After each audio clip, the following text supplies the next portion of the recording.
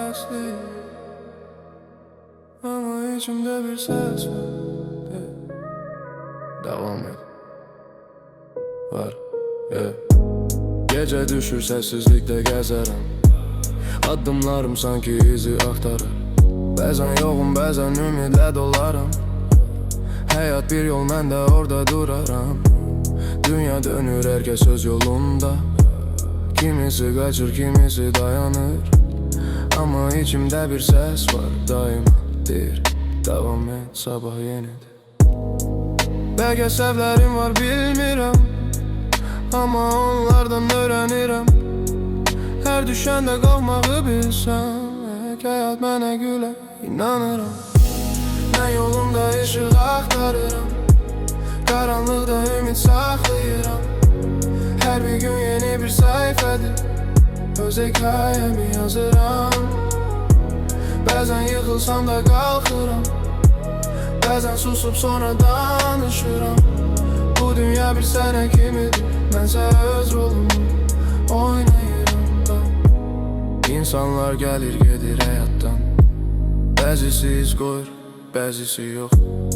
Amma mən öğrendim bir həqiqəti, ümid varsa yolunda qoşu yox. Bəlkə xəyallar uzaq görünür, ama adım adım yaxınlaşar. Bir gün baxıb geriyə deyərəm, hər çətinlik məni gücləndirər. Sükutda bir ses var dinləsən, deyir həyat gözəldir, davam et. Hər nəfəs bir şansdır yenidən, öz yolundan heç vaxt vazgeçmə. Bəzən cavabları yoxdur bilirəm, sadəcə yol getmə yolumdur. Gələcək nə gətirər bilmirəm, amma ümid hər zaman yanımdadır. Dünya böyük, mənsə kiçik bir insan, amma arzularım böyüdür. Bir gün çataram hədəfə, inanıram. Həyat mənim üçün bir döyüşdür. Mən yolumda ışıq axtarıram, karanlıkta ümit saklayıram.